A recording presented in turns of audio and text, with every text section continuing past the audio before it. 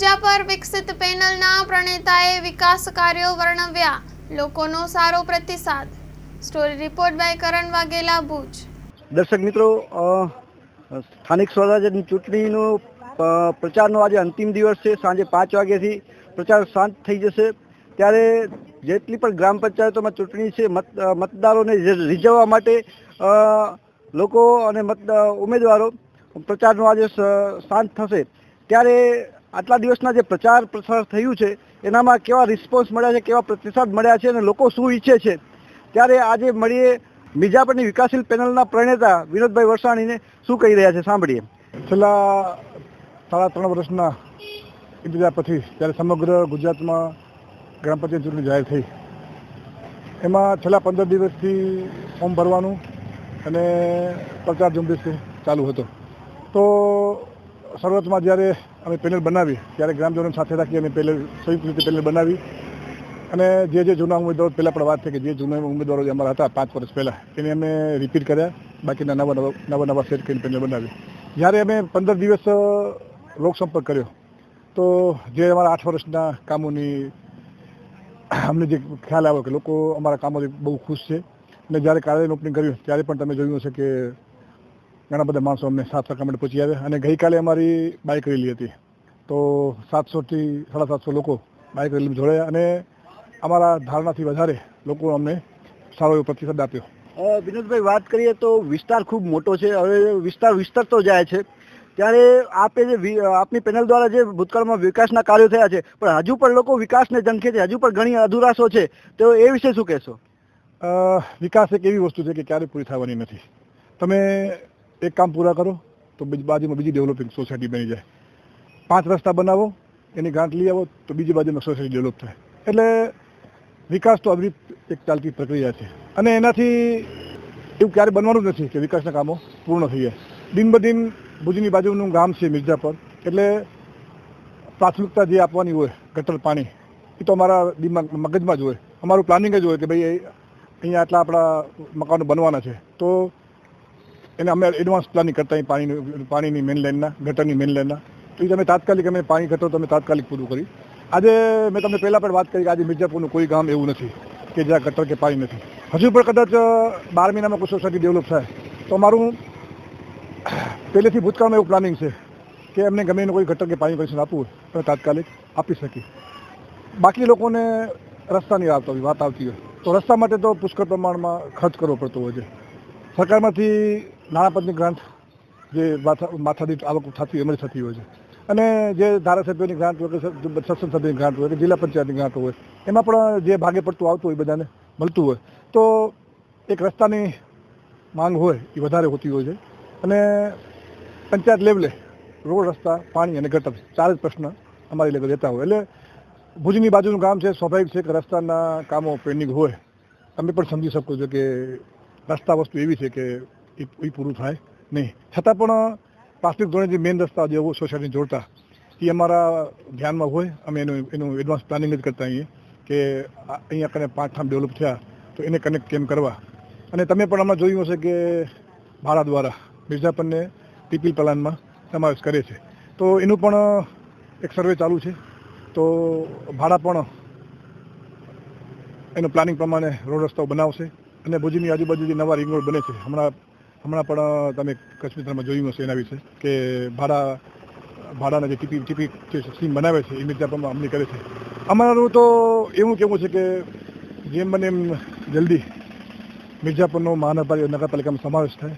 મહાનગરપાલિકામાં સમાવેશ થવાથી તમે પણ સમજો છો કે એક IAS કક્ષાના ડેપ્યુટી મળે, કમિશનર મળે અને એનું પ્લાનિંગ પણ રાજ્ય સરકાર દ્વારા થતું હોય અને સમયને અનુસાર એક માંગ પણ છે। અમે પણ ઈચ્છીએ છીએ કે જેમ બને એમ જલ્દી મિર્જાપર મહાનગરપાલિકામાં સમાવેશ થાય અને જ્યારે અમને મહાનગરપાલિકા બનવાની વાત આવશે, કોઈ દરખાસ્ત કરવાની વાત આવશે, અમે ચોક્કસપણે એને ટેકો આપશું, જેનાથી મિર્જાપર જલ્દી ડેવલપ થાય અને મિર્જાપરના જનતાને સારી એવી સેવાઓ મળી શકે। વિનોદભાઈ, વાત કરીએ તો હાલ આપણો જે ચૂંટણી પ્રચાર હતો એ દરમિયાન આપણે ગત ટર્મના વિકાસના બાથાને લઈને ગયા. લોકોમાં શું છે અને લોકો શું કહી રહ્યા છે અને લોકો શું ઈચ્છે છે અને શું શું અધુરાશોની વાત કરતા હોય છે, શું વિકાસની વાત કરતા હોય છે? અમારી પેનલનું એક જ સૂત્ર છે, વિનોદભાઈ તમારું કામ બોલે છે. આ સૂત્ર અમને લોકોએ જ આપ્યું છે. તમે પણ જોઈ શકશો કે છેલ્લા 3 વર્ષમાં સાતસંથની ઘાટમાંથી 3 કરોડ રૂપિયા, કેશુભાઈ પટેલની ઘાટ પરથી હમણાં અમને 70 લાખ રૂપિયા મળ્યા. અલગ અલગ યોજનાઓમાંથી 1.5 કરોડના બીજા 2 રસ્તાઓ કર્યા.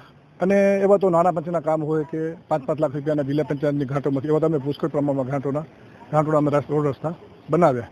તો જ્યારે અમે 5 વર્ષ મારા મિસિસ સરપંચ એના અને 3 વર્ષ યોદ્ધા શાસનના 8 વર્ષના શાસન પછી અમે જ્યારે લોકો સમક્ષ ગયા તો હું એટલું ચોક્કસ કહીશ કે ધારણા કરતાં વધારે લોકોએ મને સહયોગ આપ્યો.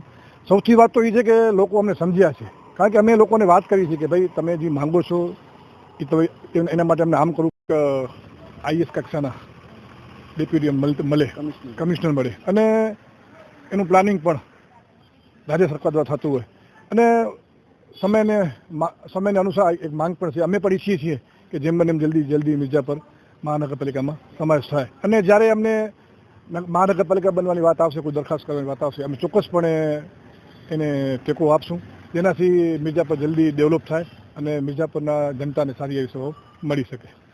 વિનોદભાઈ, વાત કરીએ તો હાલ આપણો જે ચૂંટણી પ્રચાર હતો એ દરમિયાન આપણે ગત ટર્મના વિકાસના બાથાને લઈને ગયા. લોકોમાં શું છે અને લોકો શું કહી રહ્યા છે અને લોકો શું ઈચ્છે છે અને શું શું અધુરાશોની વાત કરતા હોય છે, શું વિકાસની વાત કરતા હોય છે? અમારી પેનલનું એક જ સૂત્ર છે, વિનોદભાઈ તમારું કામ બોલે છે. આ સૂત્ર અમને લોકોએ જ આપ્યું છે. તમે પણ જોઈ શકશો કે છેલ્લા 3 વર્ષમાં સાતસંથની ઘાટમાંથી 3 કરોડ રૂપિયા, કેશુભાઈ પટેલની ઘાટ પરથી હમણાં અમને 70 લાખ રૂપિયા મળ્યા. અલગ અલગ યોજનાઓમાંથી 1.5 કરોડના બીજા 2 રસ્તાઓ કર્યા. અને એવા તો નાના પંચના કામ હોય કે 5-5 લાખ રૂપિયાના જિલ્લા પંચાયતની ઘાટોમાંથી એવા તમે પુષ્કળ પ્રમાણમાં ઘાટોના અમે રોડ રસ્તા બનાવ્યા. તો જ્યારે અમે 5 વર્ષ મારા મિસિસ સરપંચ એના અને 3 વર્ષ યોદ્ધા શાસનના 8 વર્ષના શાસન પછી અમે જ્યારે લોકો સમક્ષ ગયા તો હું એટલું ચોક્કસ કહીશ કે ધારણા કરતાં વધારે લોકોએ મને સહયોગ આપ્યો. સૌથી વાત તો એ છે કે લોકો અમને સમજ્યા છે, કારણ કે અમે લોકોને વાત કરી છે કે ભાઈ તમે જે માંગો છો એ તો એના માટે અમને આમ કરવું પડે કે રસ્તાની ઘાટ હોય તેના માટે પુષ્કળ ખર્ચ કરવો પડે. અમને વિશેષ આનંદ એ છે કે લોકો અમને સમજે છે, અમારી વાતને સમજે છે, અમારી લાગણીને સમજે છે અને અમારા સાથે સાથ મિલાવી અને અમને સહયોગ આપે છે. એક ખુશીની વાત તો અમને એ છે કે લોકો અમને બધાને સમજી અને અમારી સાથે રહ્યા છે. અને જે આજુબાજુના વિસ્તારો છે કે મિર્જાપર ગામના વિસ્તારો છે, જ્યારે 8 વર્ષના કાર્યકાળ પછી જ્યારે એ લોકો ચૂંટણી સમયે એનો પ્રતિસાદ મળ્યો તો પણ મને પણ અંતરથી ખુશી મળી કે નાના લોકો પણ એવું નથી કે લોકો પણ બધું સમજે છે અને જરૂર પ્રમાણે સાથે રહે છે. જી ગોપાલભાઈ, વાત કરીએ તો સરપંચ પદના ઉમેદવાર છો આપ. ચૂંટણી પ્રચાર દરમિયાન આપને કેવો રિસ્પોન્સ મળ્યો છે અને લોકો શું કહી રહ્યા છે, શું કહેશો? ચૂંટણી શરૂ થઈ અને મેં ફોર્મ ભર્યું અને અમે ગામની અંદર ફરવા નીકળ્યા ત્યારે ગામ લોકોની સારી એવી ઈચ્છા હતી કે અમને ચૂંટવા છે અને તમે ચૂંટાઈને આવો તો કામ સારા થશે.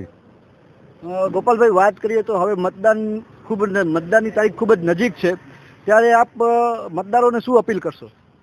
મતદારોને નમ્ર વિનંતી હું એ કરવા માંગુ છું કે આ લોકશાહી પર્વ છે, આ પર્વની અંદર કામ જોઈને મત આપો એ આપણો એક મોટો પર્વ છે. અને મને તો એવું લાગે છે કે ગામની અંદર 80% જેટલી પ્રજા અમારી સાથે છે, અમને રિસ્પોન્સ આપે છે અને નક્કી અમે વિજય બનીએ છીએ એવી આત્મિક પ્રજાની લાગણી છે.